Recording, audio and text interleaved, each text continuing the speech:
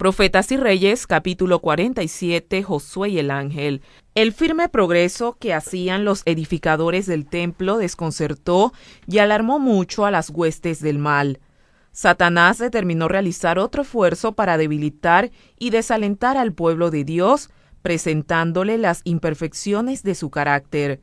Si con ello lograba que aquellos que habían sufrido durante largo tiempo por causa de la transgresión fueran inducidos a despreciar los mandamientos de Dios, caerían otra vez en la esclavitud del pecado.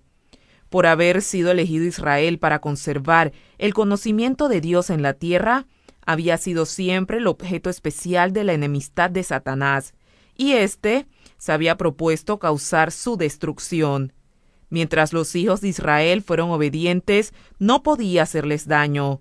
Por lo tanto, había dedicado todo su poder y astucia a inducirlos a pecar. Seducidos por sus tentaciones, habían transgredido la ley de Dios y se les había dejado caer presa de sus enemigos. Aunque fueron llevados en cautiverio a Babilonia y permanecieron allí muchos años, el Señor no los abandonó. Les envió sus profetas con reproches y amonestaciones para despertarlos y hacerles ver su culpabilidad. Cuando se humillaron ante Dios y volvieron a Él con verdadero arrepentimiento, les envió mensajes de aliento, declarando que los libraría del cautiverio, les devolvería su favor y los restablecería en la tierra. Y ahora que esta obra de restauración había comenzado y un remanente de Israel ya había regresado a Judea, Satanás estaba resuelto a frustrar el cumplimiento del propósito divino, y para este fin estaba tratando de inducir a las naciones paganas a destruirlo completamente. Pero en esa crisis el Señor fortaleció a su pueblo con palabras buenas, palabras de consuelo. Mediante una ilustración impresionante de la obra de Satanás y la de Cristo, reveló el poder de su mediador para vencer al acusador del pueblo. En una visión, el profeta contempla al sumo sacerdote Josué vestido de vestiduras viles, en pie delante del ángel de Jehová, implorando la misericordia de Dios en favor de su pueblo afligido. Mientras suplica a Dios que cumpla sus promesas, Satanás se levanta osadamente para resistirle. Señala las transgresiones de los hijos de Israel como razón por la cual no se les podía devolver el favor de Dios. Los reclama como su presa y exige que sean entregados en sus manos. El sumo sacerdote no puede defenderse a sí mismo ni a su pueblo de las acusaciones de Satanás. No sostiene que Israel esté libre de culpas. En sus andrajos sucios, que simbolizan los pecados del pueblo que él lleva como su representante, está delante del ángel, confesando su culpa, aunque señalando su arrepentimiento y humillación y fiando en la misericordia de un Redentor que perdonará el pecado. Con fe se aferra a las promesas de Dios. Entonces el ángel, que es Cristo mismo, el Salvador de los pecadores, hace callar al acusador de su pueblo declarando: Jehová te reprenda, Satán. Jehová, que ha escogido a Jerusalén, te reprenda. ¿No es este un tizón arrebatado del incendio? Israel había estado durante largo tiempo en el horno de la aflicción. A causa de sus pecados había sido casi consumido en la llama encendida por Satanás y sus agentes para destruirlo. Pero Dios estaba intervenido ahora para libertarlo. Al ser aceptada la intercesión de Josué, se da la orden: quitadle esas vestiduras viles, y a Josué el ángel declara: mira que he quitado de ti tu pecado, y te he hecho vestir de ropas de gala. Y pusieron un turbante limpio sobre su cabeza, y lo vistieron de gala. Sus propios pecados y los de su pueblo fueron perdonados. Israel había de ser revestido con ropas de gala, la justicia de Cristo que le era imputada. La mitra puesta sobre la cabeza de Josué era como la que llevaban los sacerdotes con la inscripción «Santidad a Jehová», lo cual significa que a pesar de sus antiguas transgresiones, ahora estaba capacitado para servir ante Dios en su santuario. El ángel declaró entonces: «Así dice Jehová de los ejércitos, si andas por mis caminos y si guardas mis ordenanzas, entonces tú gobernarás mi casa y guardarás mis atrios, entre estos que aquí están te daré lugar. Si obedecía, se le honraría como juez o gobernante del templo y todos sus servicios. Andaría entre ángeles que lo acompañarían aún en esta vida, y al fin se uniría a la multitud glorificada en el derredor del trono de Dios. Escucha pues ahora, Josué, sumo sacerdote, tú y tus amigos que se sientan delante de ti, pues sois como una señal profética. Yo traigo a mi siervo el renuevo. El renuevo era la esperanza de Israel. Era por la fe en el Salvador venidero como Josué y su pueblo recibían perdón. Por la fe en Cristo les era devuelto el favor de Dios. En virtud de sus méritos, si andaban en sus caminos y guardaban sus estatutos, serían señal profética, honrados como los escogidos del cielo entre las naciones de la tierra. Así como Satanás acusaba a Josué y a su pueblo, en todas las edades ha acusado a los que buscan la misericordia y el favor de Dios. Es el acusador de nuestros hermanos, el cual los acusaba delante de nuestro Dios día y noche. La controversia se repite sobre cada alma rescatada del poder del mal, y cuyo nombre se registra en el libro de la vida del Cordero. Nunca se recibe alguno de la familia de Dios sin que ello levante la decidida resistencia del enemigo. Pero el que era entonces la esperanza de Israel, así como su defensa, justificación y redención, es hoy también la esperanza de la Iglesia. Las acusaciones de Satanás contra quienes buscan al Señor no son provocadas por el desagrado que le causen sus pecados. El carácter deficiente de ellos le causa regocijo porque sabe que solo si violan la ley de Dios, Él puede dominarlos. Sus acusaciones provienen únicamente de su enemistad hacia Cristo. Por el plan de salvación, Jesús está quebrantando el dominio de Satanás sobre la familia humana y rescatando almas de su poder. Todo el odio y la malicia del jefe de los rebeldes se enciende cuando contempla la evidencia de la supremacía de Cristo, y con poder y astucia infernales obra para arrebatarle los hijos de los hombres que han aceptado la salvación.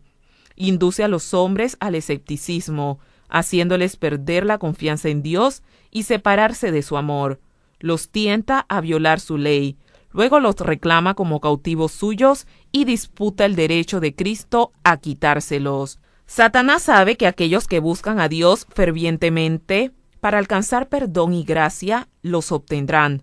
Por lo tanto, les recuerda sus pecados para desanimarlos. Constantemente busca motivos de queja contra los que procuran obedecer a Dios. Trata de hacer aparecer como corrompido aún su servicio mejor y más aceptable, mediante estratagemas incontrolables, de las más sutiles y crueles, intenta obtener su condenación. El hombre no puede por sí mismo hacer frente a estas acusaciones del enemigo. Con sus ropas manchadas de pecado, confiesa su culpabilidad ante Dios. Pero Jesús, nuestro abogado, presenta una súplica eficaz en favor de todos los que mediante el arrepentimiento y la fe le han confiado la guarda de sus almas. Intercede por su causa y vence a su acusador con los poderosos argumentos del Calvario. Su perfecta obediencia a la ley de Dios le ha dado toda potestad en el cielo y en la tierra, y él solicita a su Padre misericordia y reconciliación para el hombre culpable. Al acusador de sus hijos declara: Jehová te reprenda, oh Satanás, estas son la compra de mi sangre, tizones arrancados del fuego, y los que confían en él con fe reciben la consoladora promesa: mira que he quitado de ti tu pecado y te he hecho vestir de ropa de gala. Todos los que se hayan revestido del manto de la justicia de Cristo subsistirán ante él como escogidos fieles y veraces. Satanás no puede arrancarlos de la mano de Cristo. Este no dejará que una sola alma que con arrepentimiento y fe haya pedido su protección caiga bajo el poder del enemigo. Su palabra declara: ¿O se acogerá alguien a mi amparo? Que haga conmigo paz. Sí, que haga la paz conmigo. La promesa hecha a Josué se dirige a todos. Si andas por mis caminos y si guardas mis ordenanzas, y entre estos que aquí estén te daré lugar. Los ángeles de Dios irán a cada lado de ellos, aún en este mundo. y ellos estarán al fin entre los ángeles que rodean el trono de Dios. La visión de Zacarías con referencia a Josué y al ángel se aplica con fuerza especial a la experiencia del pueblo de Dios durante las escenas finales del gran día de la expiación. La iglesia remanente será puesta entonces en grave prueba y angustia. Los que guardan los mandamientos de Dios y la fe de Jesús sentirán la ira del dragón y de su huésped. Satanás considera a los habitantes del mundo como súbditos suyos. Ha obtenido el dominio de muchos que profesan ser cristianos. Pero allí está ese pequeño grupo que resiste su supremacía. Si él pudiera borrarlo de la tierra, su triunfo sería completo. Así como influyó en las naciones paganas para que destruyeran a Israel, pronto incitará a las potestades malignas de la tierra para destruir al pueblo de Dios. Se requerirá de los hombres que rindan obediencia a los edictos humanos en violación de la ley divina. Los que sean fieles a Dios y al deber serán amenazados, denunciados y proscritos. Serán traicionados por padres, hermanos, parientes y amigos. Su única esperanza se cifrará en la misericordia de Dios. Su única defensa será la oración. Como Josué intercedía delante del ángel, la iglesia remanente, con corazón quebrantado y ardosa fe, suplicará perdón y liberación por medio de Jesús y su abogado. Sus miembros serán completamente conscientes del carácter pecaminoso de sus vidas, verán su debilidad e indignidad, y mientras se miran a sí mismos, están por desesperar. El tentador estará listo para acusarlos, como estaba listo para resistir a Josué. Señalará sus vestiduras sucias, su carácter deficiente, presentará su debilidad e insensatez, su pecado de ingratitud, cuán poco semejantes a Cristo son, lo cual ha deshonrado a su Redentor. Se esforzará por espantar a las almas con el pensamiento de que su caso es desesperado, de que nunca se podrá lavar la mancha de su contaminación. Esperará destruir de tal manera su fe que se entreguen a sus tentaciones y se desvíen de su fidelidad a Dios. Satanás tiene un conocimiento exacto de los pecados porque sus tentaciones ha hecho cometer a los hijos de Dios e insiste en sus acusaciones contra ellos. Declara que por sus pecados han perdido el derecho a la protección divina y reclama el derecho de destruirlos.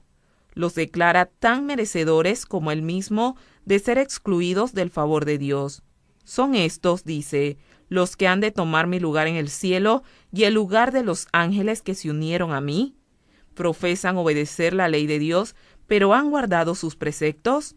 ¿No han sido amadores de sí mismos más que de Dios? ¿No han puesto sus propios intereses antes que su servicio? ¿No han amado las cosas del mundo? Mira los pecados que han señalado su vida. Observa su egoísmo, su malicia, su odio mutuo. ¿Me desterrará Dios a mí y a mis ángeles de su presencia, y sin embargo recompensará a los que fueron culpables de los mismos pecados?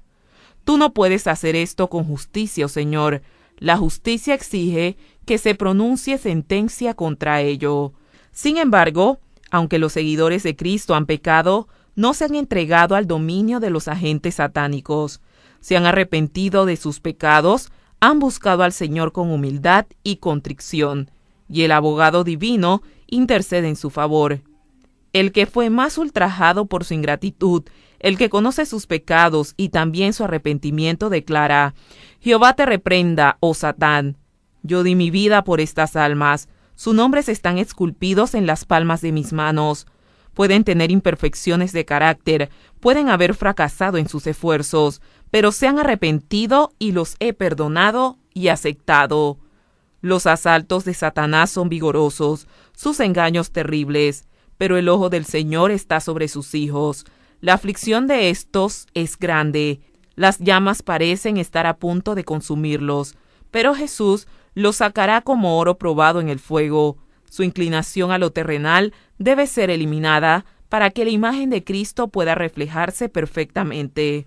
Puede parecer a veces que el Señor olvidó los peligros de su iglesia y el daño que le han hecho sus enemigos, pero Dios no olvidó. Nada hay en este mundo que su corazón aprecie más que su iglesia. No quiere que una conducta mundanal de conveniencias corrompa su foja de servicio. No quiere que sus hijos sean vencidos por las tentaciones de Satanás. Castigará a los que le representan mal, pero será misericordioso con todos los que se arrepienten sinceramente. A los que lo invocan para obtener fuerzas con que desarrollar un carácter cristiano, les dará toda la ayuda que necesiten. En el tiempo del fin, los hijos de Dios estarán suspirando y clamando por las abominaciones cometidas en la tierra. Con lágrimas advertirán a los impíos el peligro que corren al pisotear la ley divina, y con tristeza indecible y penitencia se humillarán ante el Señor. Los impíos se burlarán de su pesar y ridiculizarán sus solemnes súplicas, pero la angustia y la humillación de los hijos de Dios dan evidencia inequívoca de que están recobrando la fuerza y nobleza de carácter perdidas como consecuencia del pecado, porque se están acercando más a Cristo y sus ojos están fijos en su perfecta pureza. Disciernen tan claramente el carácter excesivamente pecaminoso del pecado. La mansedumbre y la humildad del corazón son las condiciones indispensables para obtener fuerzas y para alcanzar la victoria. Una corona de gloria aguarda a los que se postran al pie de la cruz. Los fieles que se encuentran orando están, por así decirlo, encerrados con Dios. Ellos mismos no saben cuán seguramente están escudados. Incitados por Satanás, los gobernantes de este mundo procuran destruirlo, pero si se pudieran abrirle los ojos como se abrieran los del siervo de Eliseo en Dotán, verían a los ángeles de Dios acampando en derredor de ellos, manteniendo en jaque a las huestes de las tinieblas. Mientras el pueblo de Dios aflige su alma ante él, suplicando pureza de corazón, se da la orden: quitadle esas vestiduras viles, y se pronuncian las alentadoras palabras: mira que he quitado de ti tu pecado y te he hecho vestir de ropas de gala. Se pone sobre los tentados y probados, pero fieles hijos de Dios, el manto sin mancha de la justicia de Cristo. El remanente despreciado queda vestido de glorioso atavíos, que nunca han de ser ya contaminados por la corrupción del mundo. Sus nombres permanecen en el libro de la vida del Cordero, registrados entre los de los fieles de todos los siglos. Han resistido los lazos del engañador, no han sido apartados de su lealtad por el rugido del dragón. Tienen ahora eterna y segura protección contra los designios del tentador. Sus pecados han sido transferidos al que los instigara. Un turbante limpio es colocado sobre su cabeza. Mientras Satanás ha estado insistiendo en sus acusaciones, los ángeles santos invisibles han ido de un lado a otro poniendo sobre los fieles el sello del Dios viviente. Estos son los que están sobre el monte de Sión con el Cordero, teniendo el nombre del Padre escrito en sus frentes. Cantan el nuevo himno delante del trono, ese himno que nadie puede entender sino los 144,000 que fueron redimidos de la tierra. Estos son los que no se han contaminado con mujeres, pues son vírgenes. Son los que siguen al Cordero por doquiera que va. Estos fueron redimidos de entre los hombres como primicia para Dios y para el Cordero. En sus bocas no fue hallada mentira, pues son sin mancha delante del trono de Dios. Entonces se cumplirá del todo estas palabras del ángel: escucha pues ahora, Josué, sumo sacerdote, tú y tus amigos que se sientan delante de ti, pues sois como una señal profética. Yo traigo a mi siervo, el renuevo. Cristo es revelado como el Redentor y Libertador de su pueblo. Entonces serán en verdad los que forman parte del remanente una señal profética, cuando las lágrimas y la humillación de su peregrinación sean reemplazadas por el gozo y la honra en la presencia de Dios y del Cordero. En aquel tiempo el renuevo de Jehová será para hermosura y gloria, y el fruto del país para grandeza y honra a los sobrevivientes de Israel. Y acontecerá que el que quede en Sión, el que sea dejado en Jerusalén, será llamado santo, todos los que en Jerusalén estén registrados entre los vivientes. Profetas y Reyes, capítulo 47,